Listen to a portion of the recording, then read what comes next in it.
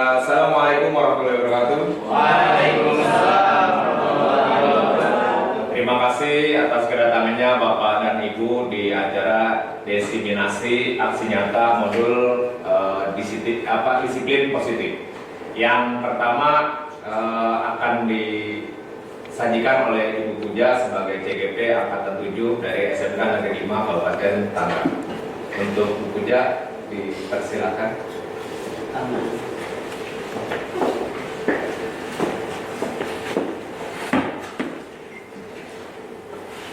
Bismillahirrahmanirrahim. Assalamualaikum warahmatullahi wabarakatuh.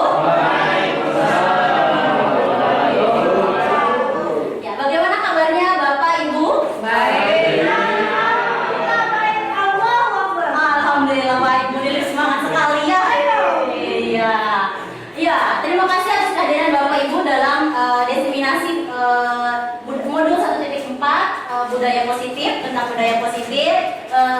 Desiminasi ini dilakukan sebagai salah satu tugas dari calon guru penggerak angkatan 7. Jadi ada aksi nyata yang harus kami bagikan kepada Bapak dan Ibu, yang harus kami share. Kita sharingan saja di sini ya, yang harus saya share tentang budaya positif. Baik. Nah, ini desiminasi modul 1.4 membangun budaya positif di sekolah oleh Bu Jayanti, calon guru penggerak angkatan 7 dari SMK Negeri 5 Kabupaten Tangerang. Silakan Bapak. Ya, biar penyegaran nih sebelum sebelum kita ke budaya-budaya positif, kita ice breaking dulu deh ya, biar segar. Boleh Bapak Ibu diri ya.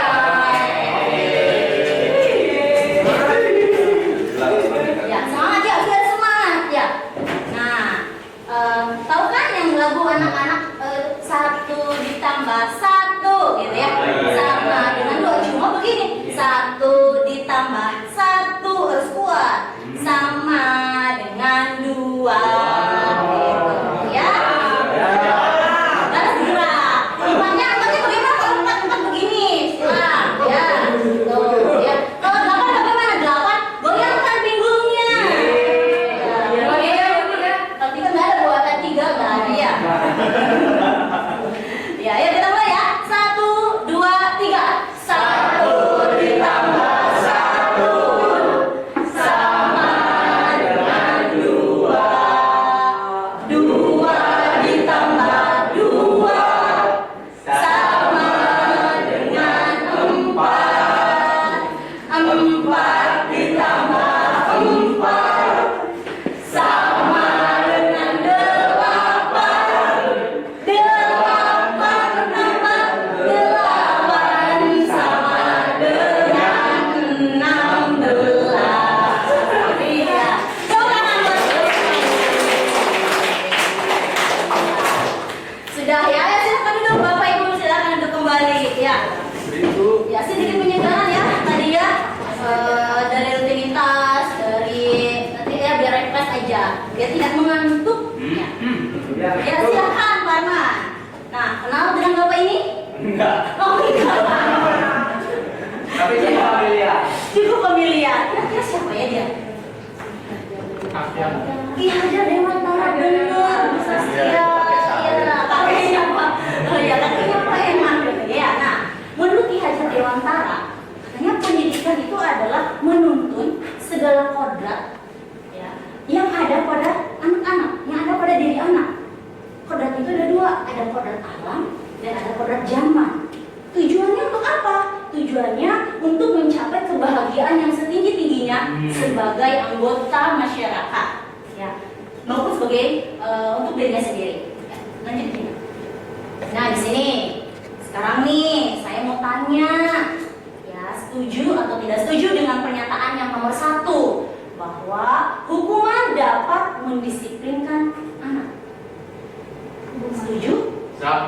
setengah setuju. Setengah setuju. Iya. Kenapa Pak Hari setengah setuju Pak Hari? Terkadang sisi lain memang dapat mendisiplinkan, tapi sisi lain juga belum tentu. Saya setuju. Setuju kenapa? Ini hukumannya mendidik. Yang penting hukumannya Mendidik. mendidik. Oke, kita lihat yang nomor 2. Pemberian penghargaan dapat meningkatkan motivasi belajar. Setuju. Kenapa setuju? Motivasi. Karena adanya Motivasi. motivasi. Lebih semangat lagi. Oh, lebih semangat lagi belajarnya karena ada penghargaan. Ya, ya. Yang ketiga, pemberian hukuman dengan hal yang positif seperti membaca, membersihkan halaman dapat mendisiplinkan anak. Ya, setuju. Setuju. Kenapa setuju? Ada hal positifnya. Ada hal positifnya. Ya, jadi di sini ada yang setuju setengah-setengah dari kata Pak Arya. Ya, ada yang setuju gitu ya. Ya, nanti kita lihat apakah hal ini boleh kita lakukan atau tidak pada anak, atau boleh kita terapkan atau tidak di saat kita mengajar gitu ya. Ya, silahkan Pak Arya. Oke, perubahan paradigma. Nah, sekarang coba berhubung tidak ada permasnya ya, genggam berpasangan saja, pilih pasangannya masing-masing.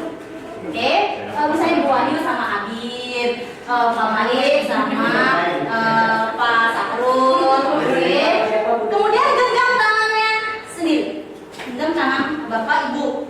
Sudah.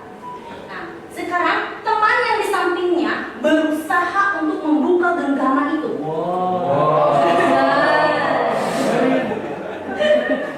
Coba berusaha untuk membuka genggaman itu. Coba buka. Buka. Buka, Bi. Bisa dari apa? Kalau tidak juga bujuk temannya, bukanya atau boleh atau tidak? Boleh ya.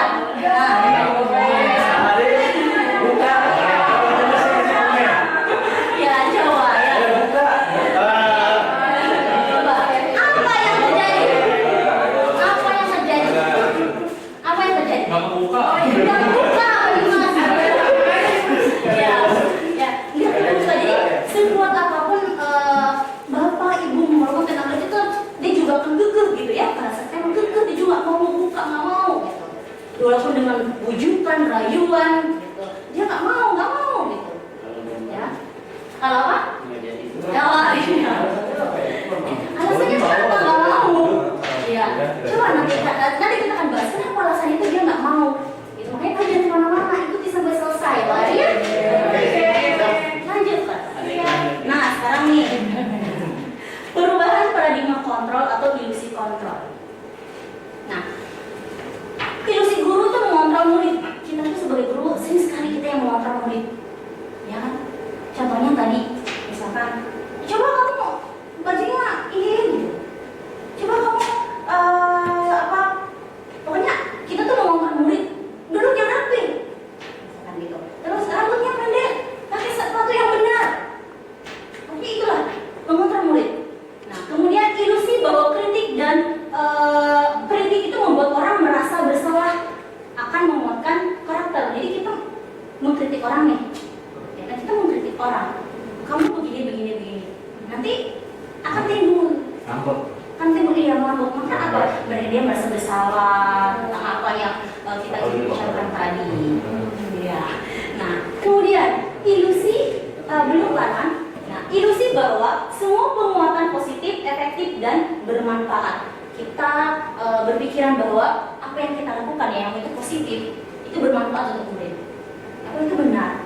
Ya kan? Apa itu benar? Semua dari penghargaan, kita memberikan penghargaan, apakah positif untuk murid? Apakah motivasi yang dia lakukan timbul dari dalam dirinya, atau hanya sebagai untuk mendapatkan penghargaan tadi?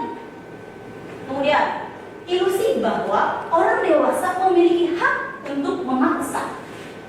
Kita ke murid tadi maksa dia untuk belajar, maksa dia untuk suka dengan pelajaran kita. Dan bagaimana kita murid akan suka dengan pelajaran kita kalau kita menghukum dia, kalau kita memaksa dia? Ya, bagaimana caranya nih agar agar murid itu belajar dengan bahagia ya bersama kita? Nanti kita akan bahas itu. Lanjut Pak.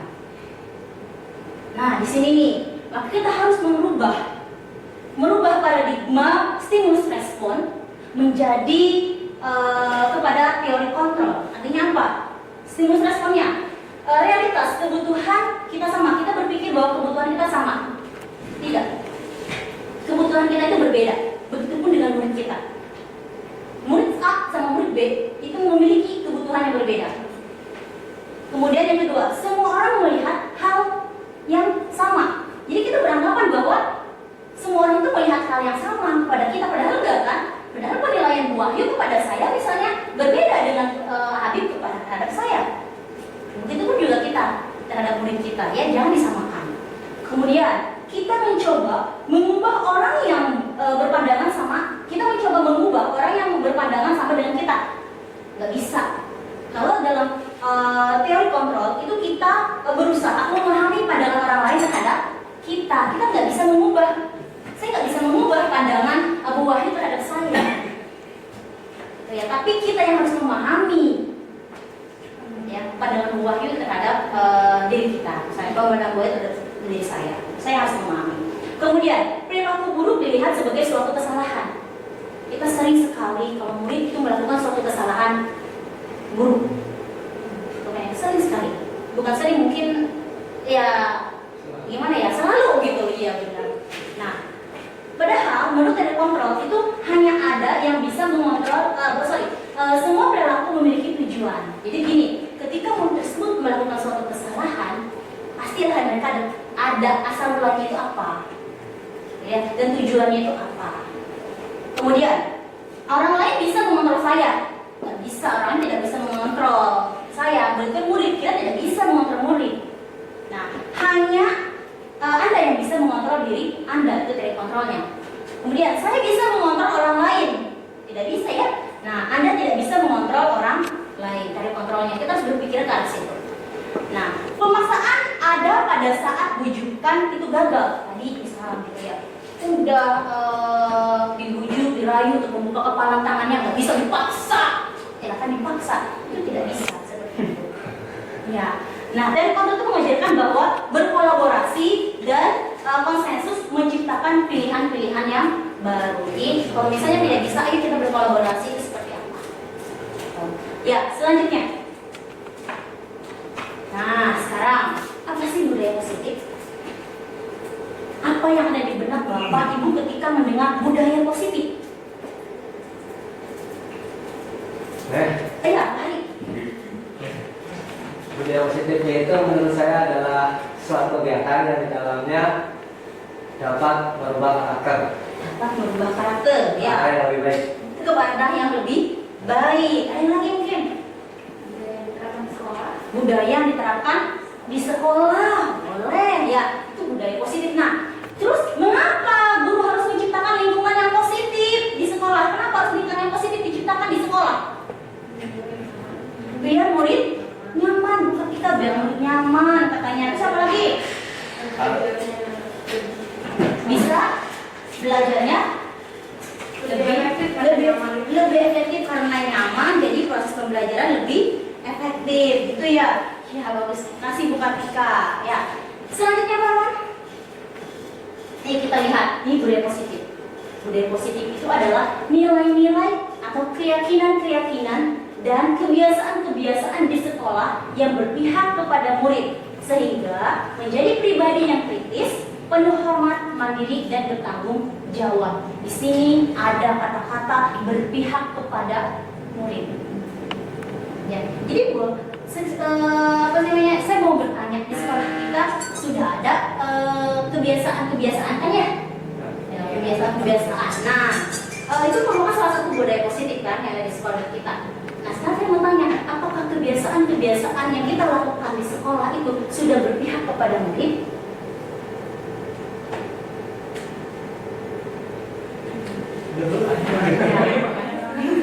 Belum ya? Belum. Sudah Mak. Iya. Kenapa Mak? Kok sudah gitu? Sudah berpihak kepada murid. Yang sudah dilaksanakan di sekolah. Iya. Salah satunya pembiasaan-pembiasaan yang sudah dilaksanakan di setiap harinya. Apel, kemudian tadarus, sholat. Itu kan untuk murid juga kan, untuk masa depan murid. Jadi penanaman karakter yang sudah dilakukan di sekolah itu sudah berjalan kalau menurut saya. Terima kasih Mama. Ya, di sekolah kita tadi kayak kata Mama ya sudah berjalan kan ya? Sudah berjalan kebiasaan-kebiasaan itu. Namun, apakah apa yang mereka lakukan, apa yang murid lakukan itu timbul motivasi intrinsik dari diri mereka, ataukah hanya ingin melaksanakan saja karena tuntutan sebagai murid SMK, gitu kan ya? Itu yang harus kita cari tahu ya. Lanjut. Nah, budaya positif itu ada yang namanya disiplin positif, teori motivasi, hukuman dan penghargaan, kemudian keyakinan kelas, kebutuhan dasar manusia, 5 posisi kontrol, dan segitiga restitusi. Disiplin positif. Apa yang ada di benak Bapak sama Ibu ketika mendengar kata disiplin? Apa yang terlintas, langsung terlintas gitu? Tertib, mengikuti aturan. Mengikuti aturan. Kepatuhan. Kepatuhan. Dan yang lain lagi, tanggung jawab. Nah, saya juga berpikir seperti itu tadinya. Iya tadinya. Saya berpikir seperti itu. Jadi disiplin itu yang ada di benak saya, yang ada di benak diri saya itu kayak tuntutan yang harus kita kerjakan gitu ya. Kalau enggak nanti saya dimarahin, kalau enggak nanti saya berpikir seperti itu. Nah, namun katanya lanjut. Nah, menurut Ki Hajar Dewantara, dia menyatakan bahwa disiplin itu harus merdeka. Harus merdeka. Artinya tidak hanya terlepas dari perintah, tetapi cakap untuk memerintah diri sendiri. Artinya apa? Disiplin itu harus muncul dalam diri anak itu sendiri Tanpa ada tekanan. tanpa ada tekanan kan? Yang itu merdeka, bebas gitu ya, tanpa adanya tekanan gitu. Tapi tetap harus ada kontrol juga dari kita sebagai seorang pendidik yang bertugas untuk menuntun si anak tersebut. Ya, lanjut Pak. Nah, ini disiplin positif. Itu merupakan suatu cara mendidik anak untuk melakukan kontrol diri dan pembentukan kepercayaan diri. Disiplin diri dapat membuat seseorang menggali potensinya menuju kepada suatu tujuan mulia, sesuatu yang dihargai dan bermakna. Jadi disiplin diri berarti mereka dapat bertanggung jawab terhadap apa yang dilakukannya karena mereka mendasarkan tindakan mereka pada nilai-nilai kebajikan universal. Nah, motivasi yang terbangun adalah motivasi intrinsik, bukan ekstrinsik. Maksudnya bukan ada karena mereka melakukan itu bukan karena ada paksaan ataupun penghargaan dan lain sebagainya. Nah, nilai-nilai kebajikan. Jadi disiplin positif ini membawa murid pada nilai-nilai kebajikan. Nah, kita kan sudah menerapkan kurikulum merdeka ya. Nah, kurikulum merdeka kita sudah menerapkan. Kenapa pada kurikulum merdeka tersebut, kurikulum merdeka itu ada yang namanya profil pelajar Pancasila? Karena pemerintah itu ingin menerapkan nilai-nilai kebajikan melalui profil pelajar Pancasila untuk menciptakan disiplin positif ini. Masih ingat kan ya kita udah sering banget nih siswa pemurid kita profil pelajar Pancasila, ayo apa aja misalnya gitu ya. Bahkan S-Breaking itu kadang-kadang menggunakan profil pelajar Pancasila kan? Ya, ada nyanyiannya kalau saya tuh kalau sama anak-anak. Gimana? Ya gini ya. Ayo kita ya profil pelajar Pancasila. Gini. Pelajar Pancasila beriman dan bertakwa pada Tuhan yang esa dan berakhlak mulia, berkebinekaan global, gotong royong mandiri, kreatif dan bernalar kritis gitu. Itu biasanya saya mengajarkan pada anak-anak kita speaking dengan profil pelajar Pancasila. Mereka hafal. Ya, mereka hafal. Karena apa? Karena dengan nyanyian kita membuat mereka bergembira gitu. Insya Allah mereka itu akan hafal. Gitu. Coba Bapak Ibu mau coba? Coba ya, ayo coba. Iya, pelajar Pancasila gitu, beriman dan bertakwa. Itu tadinya seperti itu ya. 1, 2, 3. Pelajar Pancasila beriman dan bertakwa pada Tuhan yang esa dan berakhlak mulia, berkebinekaan global, gotong royong mandiri,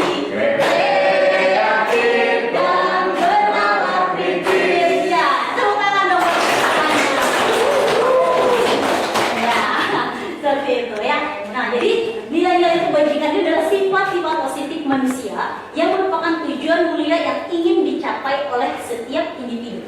Nilai tersebut bersifat universal. Jadi dari lintas bahasa, suku, bangsa, agama maupun latar belakang. Itu nilai-nilai kebajikan. Ya, silakan lanjut teman. Nah, di sini motivasi perilaku manusia dari Dian Gosen, ya dia menyatakan bahwa ada 3 motivasi perilaku manusia. Kenapa manusia itu melakukan hal itu? Gitu. Ada 3 motivasinya. Yang pertama, untuk menghindari ketidaknyamanan atau hukuman. Kenapa murid tersebut datang tepat waktu misalnya gitu ya? Kenapa bapak ibu datang tepat waktu? Bukan ya? Nah itu untuk menghindari ketidaknyamanan atau hukuman gitu ya. Kalau saya Bu Wahyu nih, kenapa Bu Wahyu masuk terus gitu ya? Absen apa? Biasanya nggak dipotong gitu kan ya? Ya. Rajin. Iya, rajin. Bu Wahyu belum jawab.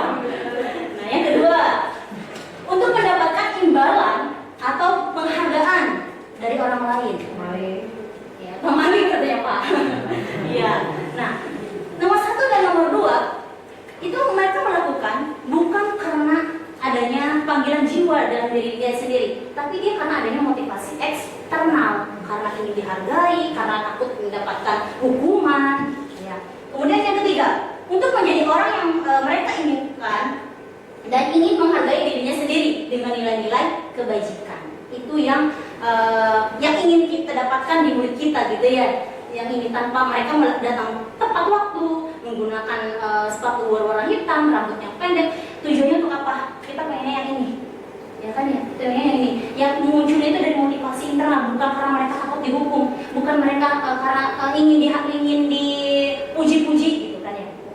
Bukan itu. Karena apa? Karena kalau misalnya timbulnya motivasi mereka secara eksternal, ya, ketika tidak ada hukuman, los-los aja, ya udah nanti akan kembali lagi. Rambut mereka udah panjang lagi, ya udah mereka nggak bakal dipotong lagi. Karena eksternal, karena itu doang. Kalau misalnya jiwa dia menghargai diri dia sebagai seorang pelajar, bagaimana seharusnya, maka rambutnya sudah panjang, mereka potong lagi. Itu yang kita inginkan di motivasi internal. Nah, bagaimana caranya nih untuk mendisiplinkan murid? Ya. Salah satunya itu dengan membentuk keyakinan sekolah atau kelas. Asing nggak dengan kata keyakinan? Keyakinan kelas dan sekolah asing? Keyakinan itu apa ya? Kalau misalnya saya tanya, langsung keyakinan apa? Kata percaya. Kepercayaan. Iya, kepercayaan. Ya. Kalau saya udah percaya, berarti Bapak akan mengikuti, bukan? Kalau udah percaya, akan menjalankan, bukan? Nah, maka dari itu yang dulunya peraturan gitu ya, dulu kan peraturan ataupun apa sih? Ya itu kesepakatan, ya. Komitmen. Maka katanya sekarang itu dalam kurikulum merdeka itu kita bentuknya jangan peraturan, tetapi keyakinan. Yakin pasti menjalankan. Berarti Oke, lanjut. keimanan. Nah sekarang nih, mengapa harus keyakinan tidak peraturan saja gitu kan ya tadi tuh, karena untuk mendukung motivasi intrinsik kembali ke nilai-nilai keyakinan lebih menggerakkan seorang daripada peraturan-peraturan. Jadi keyakinan itu lebih akan menggerakkan diri sendiri daripada dengan peraturan-peraturan. Lanjut Pak. Nah di sini, ini kegiatan saya sudah terapkan membuat keyakinan kelas di kelas 10. Ini pertama, nah ini kan mereka membuat keyakinan kelas, mereka menulis apa sih yang ingin mereka taati di kelas gitu ya. Bagaimana di kelas mereka menjadi kelas yang ideal menurut mereka, apa yang harus mereka lakukan ini mereka. Kemudian mereka menempelkannya, ada papan tulis. Kemudian setelah itu kan pasti ada yang jawaban-jawaban sama, kemudian dikelompokkan, kemudian kita kelompokkan, sudah dapat ini kita tempel di ruangannya. Itu sebagai bentuk keyakinan kelas yang harus mereka ikuti. Ya, selanjutnya. Nah sekarang kebutuhan dasar manusia. Nah, seseorang melakukan suatu tindakan atau melakukan suatu kesalahan, ya mungkin ada kebutuhan yang belum terpenuhi, Nah secara dasarnya manusia itu memiliki 5 kebutuhan dasar. kebutuhan untuk bertahan hidup. Yang kedua, cinta dan kasih sayang. Kita butuh cinta, kita butuh kasih sayang. Yang ketiga, kebebasan. Kita juga butuh kebebasan. Yang keempat, kesenangan. Dan yang lima, kekuasaan. Jadi mungkin nanti kalau misalnya ada anak yang melakukan suatu kesalahan, ya kan, kita tidak lanjuti dulu apa sih maksudnya mereka melakukan hal itu. Nah makanya diagnostik awal itu pada saat mereka masuk ke sekolah itu sangat penting. Mengetahui latar belakang mereka itu sangat penting. Karena apa? Karena salah satu untuk bentuk diagnostik awal ini kenapa gitu mereka bisa terjadi. Jadi kalau misalnya mereka melakukan kesalahan, kita punya riwayat kenapa. Apakah ada kebutuhan yang belum mereka penuhi? Misalkan, apakah misalnya mereka kurang cinta dan kasih sayang di rumahnya karena anak tersebut berkonflik ataupun apalah gitu? Ya, itu juga penting untuk kita mengetahui latar belakang dari peserta didik untuk mengetahui apakah kebutuhan dasar mereka itu sudah terpenuhi atau belum. Ya. Kemudian, nah, 5 posisi kontrol. Apa sih maksudnya? Jadi begini, pada saat kita menemukan murid yang melanggar menurut kita, ya kan? Nah, kita tuh harus bertindak sebagai apa? Apakah kita harus bertindak sebagai penghukum? Apakah kita harus bertindak untuk membuat rasa bersalah? Apakah kita harus bertindak sebagai teman kepada mereka? Atau pemantau? Atau bahkan manajer? Kira-kira nih Bapak Ibu, kalau misalnya ada yang melanggar, Bapak Ibu sudah ada di posisi yang mana? Apa sebagai penghukum kah? Membuat rasa bersalah kah? Teman kah? Atau pemantau kah? Atau manajer kah? Dua. Di mana, Mak? Membuat rasa bersalah. Jadi untuk mengontrol supaya anak itu mengakui bahwa apa yang dilakukan itu tidak benar. Makanya supaya muncul kesadaran dari dalam diri anak itu bahwa si anak itu merasa oh iya berarti apa yang saya lakukan adalah salah. Berarti saya harus mengubah, saya harus memperbaiki. Mungkin itu. Nah, ya, terima kasih Mama. Mama katanya dia pembuatan rasa bersalah. Ada yang lain lagi? Mungkin ada di sini yang menghukum. Wah, gimana? Nah, untuk lebih jelasnya, bagaimana sih posisi penghukum, bagaimana sih pembuat rasa bersalah, teman, pemantau, dan manajer, ya. Kita lihat videonya ya. Ya silahkan Arman tolong diputar videonya. Nah, ya posisi penghukum. Kita lihat yang posisi penghukum itu seperti apa ya. Nah, di sini ada anak yang sedang terlambat nih. Nah, ketahuan tuh sama gurunya.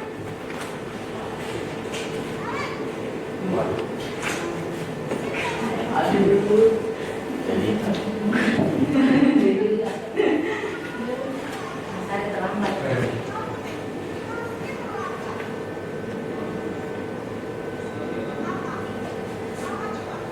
Habibie terlambat masih.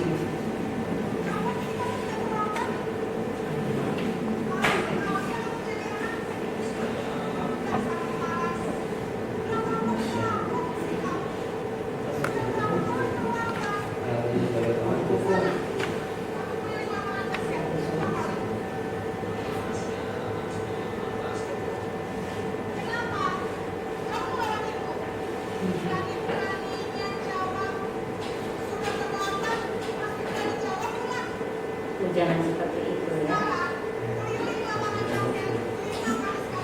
Kemudian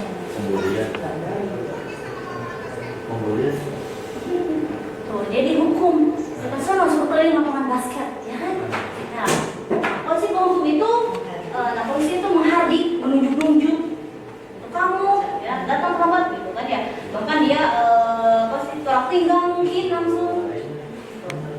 Nah, makanya hukuman itu kan bersifat verbal ataupun fisik itu nggak boleh. Ya. Berarti nggak setuju nih. Ya berarti yang tadi ya boleh, yang Maria yang setuju tidak setuju. Jadi kita jangan Bu. Gitu. Ya ada yang begitu ada, Mari.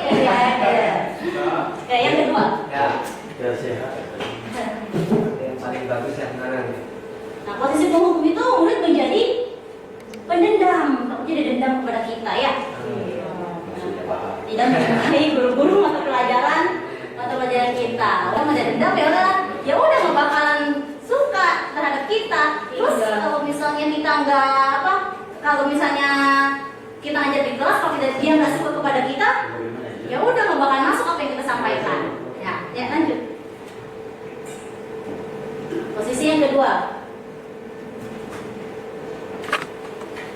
Pilihan mana nih? Maaf, saya salah. Saya tidak akan melakukan.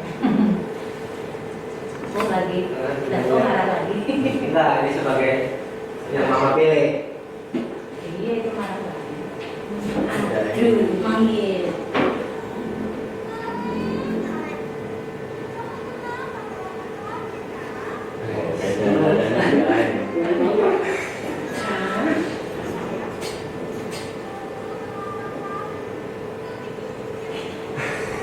Oh, kepala sekolah, bukan anaknya.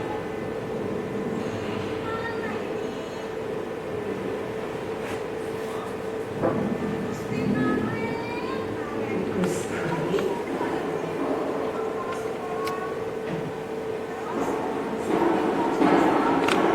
Tapi berbeda dengan pemikiran saya. Dia cerita Cara penyampaiannya yang saya nggak setuju kalau cara penyampaiannya. Nah, sini yang kembali ke siswa ke guru ini. Sudah turun. sesuai dengan saya baik dan saya lain. Ya, langsung ke sebagai teman Pak Arman. Ya, jadi tadi membuat rasa bersalah. Jadi murid itu pengen rasa bersalah gitu, pengen menjadi orang yang Yang gitu, objek bla, bla, kesalahan ya. gitu, iya. Saya yang terlambat kok Yang kemudian menghargai. dimarahin gitu kan. Jadi kita salah gitu ya, rasa kesalahan. Nah, sekarang bagaimana dengan posisi teman?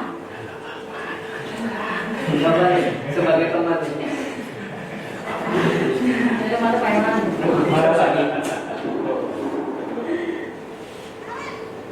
Sama aja tanya awalnya. Terus. Coba apa soalnya? Jauh. Manggilnya sambil melotot soalnya.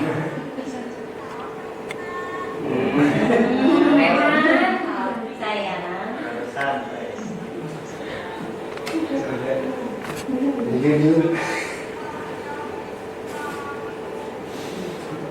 Ada senyumnya ini.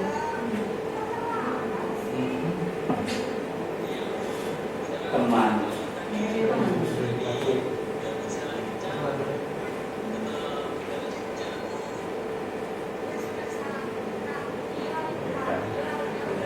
Nah, suruh lari kencang.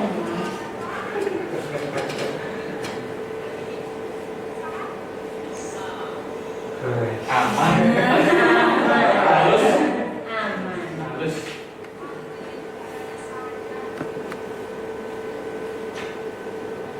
Nah, itu posisi sebagai teman. Jadi murid nggak ada rasa takut, nggak ada rasa gimana menghargainya itu guru. Ya, mereka menganggap itu teman itu nggak baik.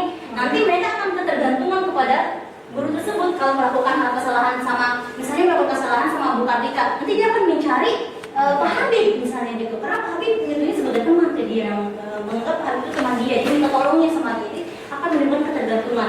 Murid tersebut tidak akan mandiri. Ya, selanjutnya Farwan pemantau. Dilihat dengan lebih lambat atau enggak ya. Oh, tapi memang dulu. Bangunnya mah sama ya. Mohon sama, dia akan dipanggil. Panggil juga. Teks yang sama. Itu Biar yang sama.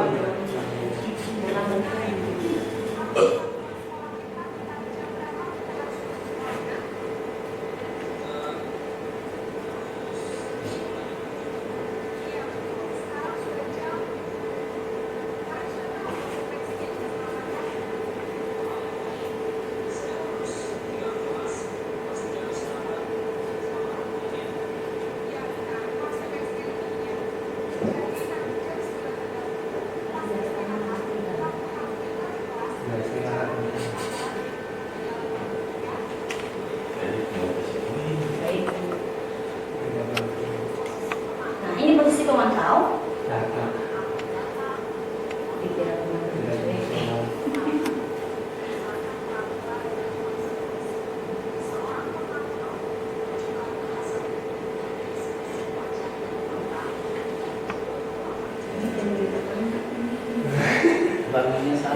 Berarti beda lagi. Iya, dan awalnya sama, Makanya sama. tapi eksekusi ke belakangnya yang berbeda.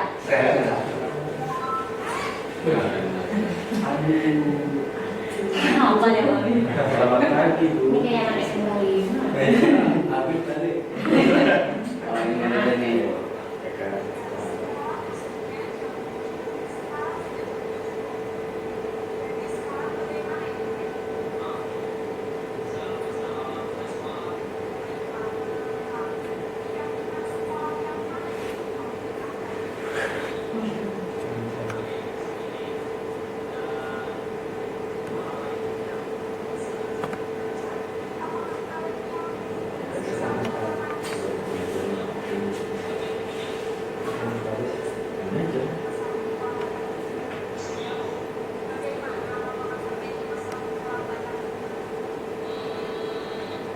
Biar sama sendiri. Sama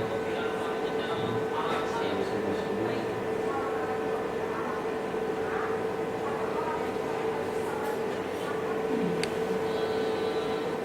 Tidak. Pakai aman. Banyak yang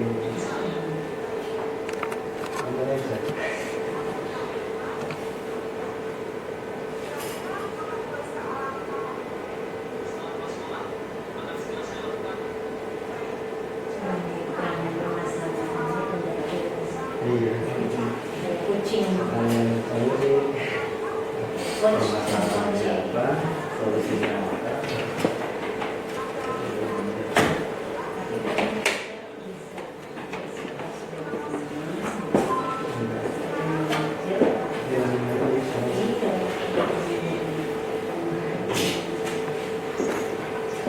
Nah, Sob Arman. Oke, baik. Tadi kan Bapak sudah Bapak dan Ibu sudah menyimak 5 posisi kontrol. Kira-kira ya posisi mana yang paling baik kita terapkan pada siswa kita? manajer Manajer. Kenapa harus manajer? memecahkan masalah dan memberikan solusi. Memecahkan masalah dan memberikan solusi. Kalau saya bukan memberikan solusi, justru yang bersangkutan yang menemukan solusinya sendiri dengan penuh kesadaran. Menemukan berarti mas memberikan Sadar diri. Iya, menyadari diri gitu ya. Jadi benar sekali ya. Jadi posisi mana yang paling baik itu posisi sebagai manajer. Ya. Kenapa? Karena dengan di posisi sebagai manajer ini, ya, anak itu akan mencari solusinya sendiri atas permasalahan yang mereka lakukan. Gitu ya. Jadi kalau misalnya mereka sendiri yang mencari solusinya, berarti diharapkan akan muncul motivasi intrinsik pada diri anak tersebut agar tidak mengulangi apa yang mereka lakukan kembali. Gitu ya. Oke. Selanjutnya, sebelum itu segitiga restitusi. Nah, dalam mengatasi suatu permasalahan itu ada langkah baiknya jika kita menerapkan yang namanya segitiga restitusi. Itu ya. Apa saja segitiga restitusi? Itu yang pertama itu adalah menstabilkan identitas dulu. Kemudian validasi tindakan yang salah, baru menanyakan keyakinan. Apa sih tujuannya kita menstabilkan identitas terlebih dahulu? Ya, dengan menanyakan, jadi gini, biar mereka bahwa mereka melakukan suatu kesalahan itu bukan mereka itu berarti gagal. Itu kita selami dulu gitu, kita dinginkan dulu gitu, kita dinginkan dulu emosi orang lagi emosi, berarti ya kita dinginkan langsung kita hantam, mereka akan meledak. Tapi kita dinginkan dulu, ya kita stabilkan dulu emosinya. Jadi kita bicara pada murid kita, ya setiap orang itu pasti memang pernah melakukan kesalahan.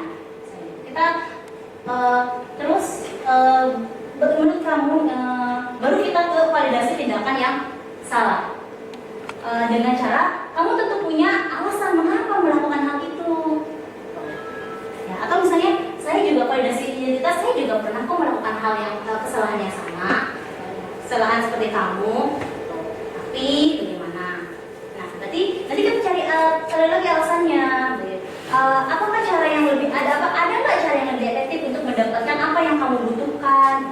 Misalkan kenapa suatu kesalahan muncul atau kenapa gitu ya? Misalnya itu ada nggak? Gitu. Kita tanya tanya dulu validasi tindakan yang setelahnya. Kemudian menanyakan keyakinan. Itu menanyakan keyakinan yaitu dengan tanya keyakinan kelas apa yang telah kita sepakati dan kamu ingin menjadi orang yang seperti apa dengan pertanyaan-pertanyaan seperti itu untuk menanyakan keyakinan. Kan kita sudah membuat keyakinan kelas tuh atau keyakinan sekolah. Nah di akhirnya kita menanyakan kamu ingat nggak keyakinan yang sudah kita pernah buat? Kira-kira keyakinan kelas mana nih yang telah kita sepakati gitu yang kamu langgar gitu. Jadi mereka menemukan sendiri terus bagaimana solusinya gitu ya. Kita juga bertindak sebagai manajer. Gitu. Cepat. Ini aksi nyata. Oh iya, sini video ya bisa diputar tapi karena ini enggak bisa di video. Jadi ini tuh saya melakukan aksi nyata tentang segitiga restitusi ini. Di mana ceritanya ada anak yang terlambat gitu ya. Kemudian tindakan saya itu seperti apa dengan menerapkan segitiga restitusi. Ini Parman. Selanjutnya, nah ini saya melakukan menstabilkan identitas dulu. Kemudian di sini saya memvalidasi masalahnya dan menanyakan keyakinan kelasnya. Baik. Ada yang mungkin cukup disekian paparan dari saya ya. Beli baju baru untuk lebaran. Beli hewan kurban, beli hewan untuk berkurban. Sekian pemaparan yang bisa saya sampaikan. Semoga bisa diaplikasikan. Terima kasih. Assalamualaikum warahmatullahi wabarakatuh.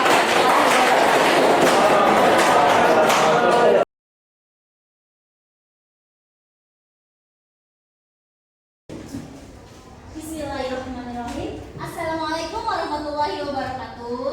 Waalaikumsalam warahmatullahi wabarakatuh. Ya, bagaimana kabarnya hari ini? Alhamdulillah baik. Allahu Akbar. Alhamdulillah baik. Di tahun awal semester 2 ya sekarang ya? Semester 2. Semangat dong, nambah semangat belajarnya. Coba Ibu mau cek lihat SMK-nya nih, ya. Baik. SMK? Bisa. Tanya dong. SMK? Bisa. SMK? Hebat. SMK? Bisa hebat. SMK Negeri 5? Tiada hari tanpa prestasi. Tiada prestasi tanpa disiplin. Pribadi tangguh tanpa mengeluh. Apa kabar? Alhamdulillah baik. Allahu Akbar. Allah, tepuk tangan untuk hebat sekali anak-anak kelas 10 MP2 ini. Baik, ini kita akan membuat kesepakatan kelas. Ya, hari ini kita akan membuat kesepakatan kelas di mana kesepakatan itu berisi hal-hal apa saja nih yang harus kalian target, yang harus kalian yakini, ya harus kalian jalankan di kelas ini. Agar kelas ini itu tercipta suasana belajar, ruangan yang menyenangkan, menarik, ya. Kemudian pada disiplin, ya. Nah, dalam membuat keyakinan kelas ini, ya, kalian nanti akan Ibu bagikan sticky note, ya. Kemudian kalian tulis apa nih yang akan kalian, apa nih yang ingin kalian ciptakan gitu kan ya. Apa yang akan ingin kalian sepakati di kelas ini itu apa? Kalian tulis saja. Tetapi dalam menulis harapan kalian atau keinginan kalian kelas gitu ya, kesepakatan kelas ini ya, kalian itu tidak boleh menggunakan kata-kata yang negatif, harus menggunakan kata-kata yang positif. Maksudnya seperti apa? Contohnya, ya, tidak datang terlambat. Jangan ada kata-kata tidak datang terlambat. Tidak boleh seperti itu, tetapi kalian tulisnya tepat waktu, gitu ya. Ini menggunakan kata-kata yang positif. Setelah kalian menuliskan keyakinan kalian, ya, kemudian kalian tempel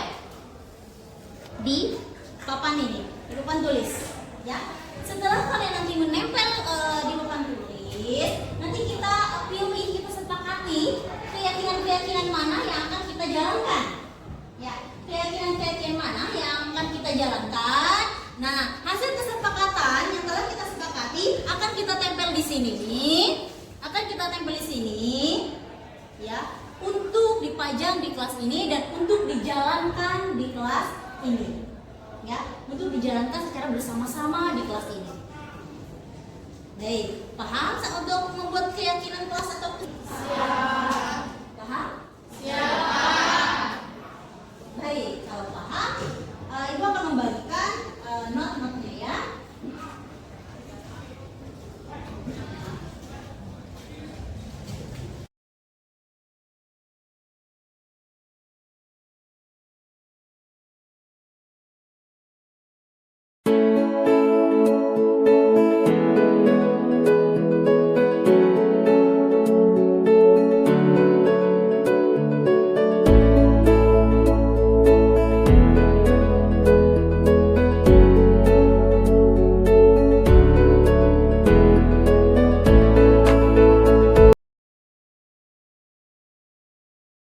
Sudah dapat bikin notnya semua?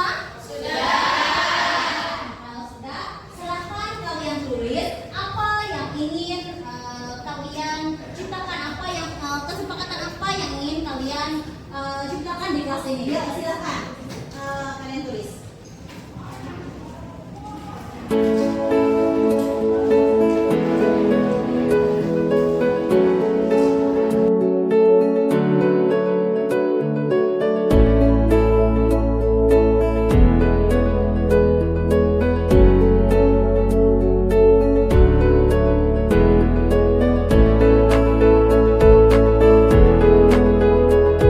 Baik, yuk. Kalau sudah, sekarang kalian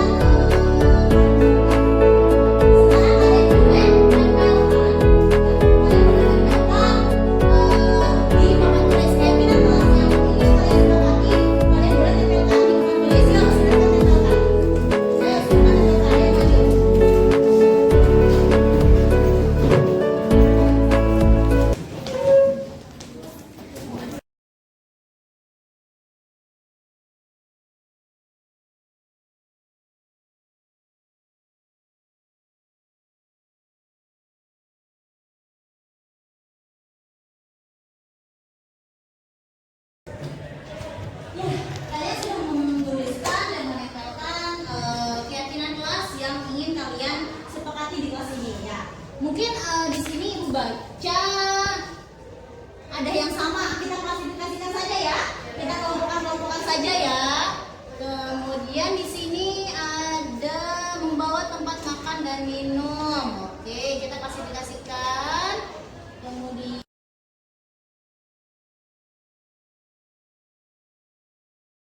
apa ini? Menjaga kebersihan, berarti maksudnya kemana nih? Menjaga kebersihan, ya ini ya. Ya, ini menjaga kebersihan. Kemudian di sini ada membawa tempat makan dan minum. Ya, ini juga sama ya. Ini membawa tempat makan dan minum. Menjawab.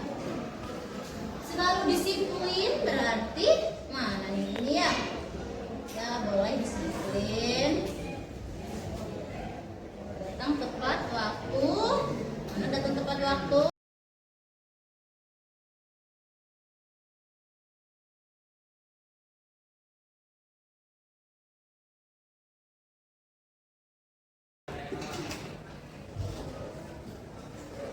Baik, ini sudah Ibu sudah kita klasifikasikan ya. Ini sudah kita klasifikasikan. Nah, kita sepakat tidak kalau misalnya yang pertama ya, kita bahas dulu yang pertama yaitu saling menghargai. Di kelas ini saling menghargai, sepakat atau tidak? Sepakat. Baik, kalau sepakat kita tempel di sini ya. Nah, yang pertama saling menghargai. Kemudian yang kedua, konsentrasi saat belajar. Sepakat atau tidak? Sepakat? Sepakat. Kenapa sepakat?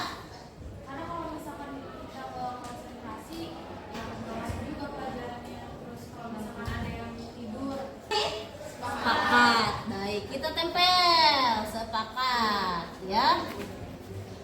Kemudian apalagi nih sini? Oh ya, di sini ada nih. Oh, ini tadi sudah ya. Kita pindahkan. Nah, di sini ada jujur. Puja? Kenapa sepakat? Ya harus bisa dipercaya juga. Harus saling percaya juga ya. Iya, amanah juga ya boleh. Jujur sepakat? Sepakat? Sepakat. Tempel. Jujur. Kemudian ada disiplin. Apa ini? Disiplin waktu. Disiplin waktu. Sepakat? Sepakat. Artinya apa kalau disiplin waktu? Dan bisa menghargai waktunya juga. Kenapa Nay? Biar bisa menghargai waktu. Betul itu? Supaya kalau misalkan tepat waktu, kalau misalkan dia ada jadwal tiket, dia udah bisa lebih awal. Lebih awal datangnya misalnya gitu ya. Jadi tidak apa sih namanya? Pokoknya disiplin waktu masuk sesuai dengan jam. Ya, istirahat keluar kelas juga sesuai dengan jam istirahat ya. Harus disiplin waktu. Baik. Disiplin waktu. Kemudian di sini ada membuang sampah pada tempatnya, menjaga kebersihan kelas. Kita sepakati yaitu menjaga kebersihan. Sepakat? Sepakat. Sepakat. Sepakat. Kenapa harus menjaga kebersihan? Kenapa? Demi kenyamanan belajar kita. Demi Kenyamanan kenyamanan belajar. Oke, baik kalau begitu berarti sepakat ya? Sepakat. Kita tempel kalau begitu kalau sepakat. Ada lagi nih. Oke, wah di sini juga ada disiplin berpakaian. Apakah sepakat menyepakati berpakaian? Baik, sepakat.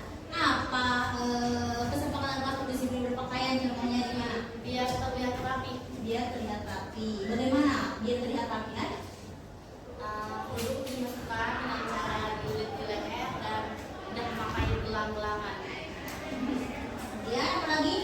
Pakai atribut juga. Ya, kemudian Kemudian dimasukkan biar rapi. ah, Udah supaya keluar-keluar. Pakai dasi. pakai dasi. Enggak. Iya, ya. Berarti sepakat tuh di sini pakaian? Nah, sepakat. Oke, wah ini nih membuat tempat makan dan minum, membawa tempat makan dan minum. Ini banyak sekali yang membawa tempat makan dan minum. Nih, membawa tempat makan dan minum atau tumbler ke sekolah. Sepakatkah untuk ini? Dalam mendukung program sekolah yaitu kurang sakit. Berarti sepakat untuk bawa ini? Baik. Kita tempel kesepakatan kelas yang ini. Jadi kesempatan kelas yang kita dapatkan yaitu yang pertama saling menghargai, yang kedua konsentrasi saat belajar, kemudian yang ketiga jujur, menjaga kebersihan, disiplin waktu, membawa tempat makan dan minum, kemudian juga disiplin berpakaian. Oke, sepakat untuk 7 keyakinan kelas yang telah kalian buat ini? Sepakat. Baik, kalau sepakat kita sahkan ya. Kita sahkan dengan ketukan papan dulu saja ya 3 kali. Ya, tepuk tangan.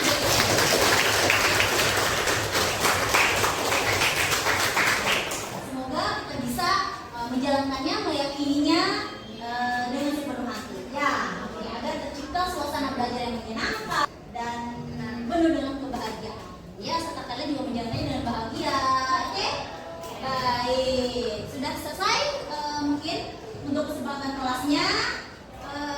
Untuk hari ini cukup untuk kesempatan kelas. Tinggal kita menjalankannya saja dan meyakini dengan sepenuh hati. Ya, oke. Terima kasih untuk semuanya.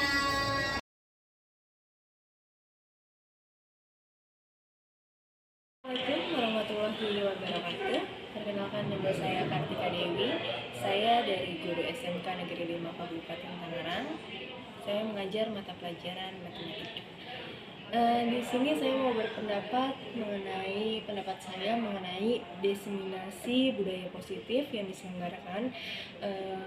Ini sangat bagus sekali, terutama manfaat ini bukan hanya untuk diri saya pribadi, untuk teman-teman juga. Ternyata selama ini cara mendidik kita di sekolah itu bisa dibilang keliru, karena di era modern seperti ini anak nggak bisa lagi dididik dengan cara yang terdahulu, dengan cara kekerasan atau hukuman fisik maupun verbal. Ternyata kalau misalnya kita memberikan solusi kepada anak juga ada tata caranya. Jadi ini sangat bermanfaat sekali untuk kami sebagai guru di sekolah. Dan saya juga jadi tahu ternyata untuk menyelesaikan masalah anak di sekolah itu ada yang namanya bagan restitusi. Jadi dari situ juga akhirnya saya paham bagaimana cara menangani anak di sekolah. Mudah-mudahan ini sangat bermanfaat untuk saya dan juga untuk teman-teman yang lain. Dan untuk Bu Puja terutama, semangat terus. Warahmatullahi wabarakatuh. Perkenalkan, nama saya Abdul Malik, biasa disapa Mr. Dul. Kesempatan ini saya didaulat untuk menjadi peserta testimoni karena kemarin telah mengikuti acara diseminasi yang diselenggarakan oleh Ibu Puja sebagai calon guru penggerak di SMK Negeri 5 Kabupaten Tangerang. Dari acara tersebut kami mendapatkan banyak ilmu. Pikiran kita mulai terbuka bagaimana menjadi seorang guru yang baik itu seperti apa. Nah, dari diseminasi itu yang disorot adalah peran guru ya, peran guru, dimana guru itu sebaiknya itu menjadi seorang manajer. Manajer di sini bukan seorang pengatur ya, tetapi lebih kepada bagaimana piawainya guru menangani siswa, terutama siswa yang bermasalah. Nah, dari diseminasi itu juga kita mendapatkan sesuatu, yaitu mengetahui bagaimana dasar-dasar keinginan manusia itu apa saja. Nah, membudayakan positif di sekolah itu ternyata selama ini yang kita ketahui adalah ada di sekolah membuat peraturan. Ternyata itu keliru ya. Karena sebuah peraturan di sekolah itu pada akhirnya akan memaksa siswa ya untuk mengikuti peraturan. Tetapi yang lebih relevan adalah ternyata keyakinan. Istilah peraturan kita rubah pada sebuah keyakinan. Nah, menurut ahli, dari kata keyakinan itu akan menimbulkan kesadaran yang sangat signifikan kepada peserta didik untuk melakukan hal-hal yang positif di lingkungan sekolah. Jadi dengan mereka yakin bahwa hal-hal positif itu akan dengan sendirinya masuk ke dalam jiwa. Assalamualaikum warahmatullahi wabarakatuh. Perkenalkan, nama saya Kartika Zia Darajat. Saya guru bahasa Inggris di SMK 5 Kabupaten Tangerang.